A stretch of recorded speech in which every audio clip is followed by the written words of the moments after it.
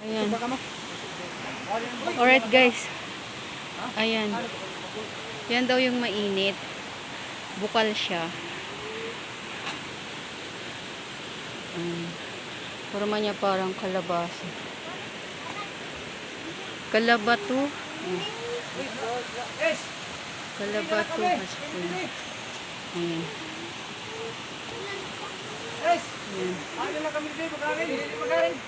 Alright guys, ito. Ito may sasagot na sa katanungan ko kung bakit ito mainit. Kasi kumukulo siya eh.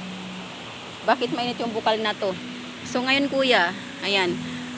Bakit mainit to? Anong istorya nito? Kasi galing yan sa Mahagnaw Lake, ugat ng bulkan. Kaya pala mainit yung bukal. Siya guys, siya yung kumbaga caretaker dito. Ayan. Medyo nasagot na yung katanungan natin bakit mainit yung bukal na to. Nanggagaling pala to sa bulkan. Tinatawag nilang hot spring. Ayan. Hot spring kung tawagin to. Ayan, kasi siya may rayuma, kaya nagbababad yan.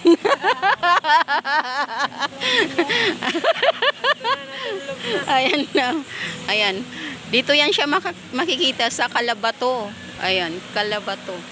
Lapas Leyte. Ayan. Kumukulo yan, tawagin ko sa Manila. Ayan. Nagkalapag.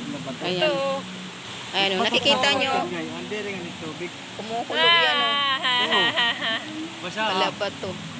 Kaya mo ini nga batot na kaladkad. Yung shape niya, kalabasa.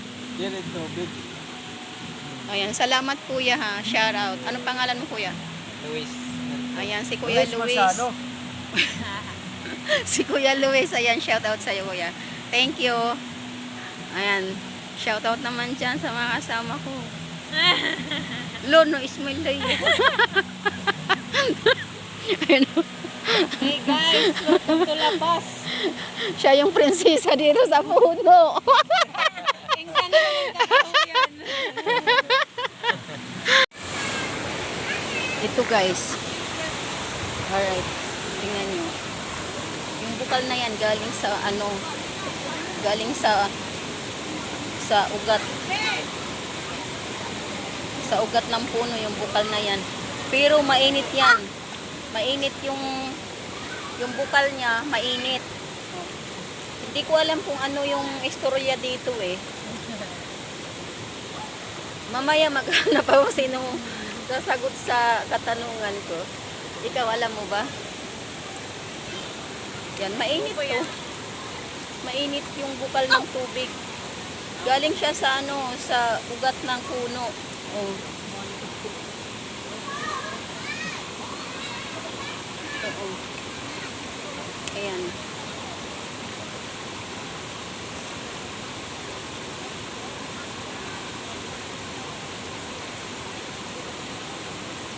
Ito yung nakakapagtaka dito guys.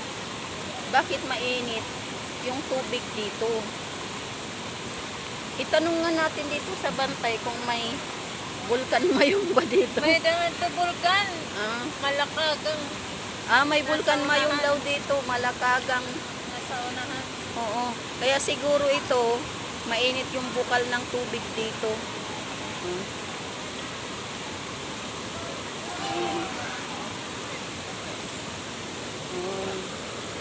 Tapos yung mga swimming pool na yun, mainit yun. Lahat mainit. Dito lang yung malamig. Yung air na yan, malamig yan. Pero dito mainit yan. Ayan. Nagbababad sila. May mga sakit na. May mga rayuma. Nagbababad. Ayan. Pero dyan, malamig yan dyan.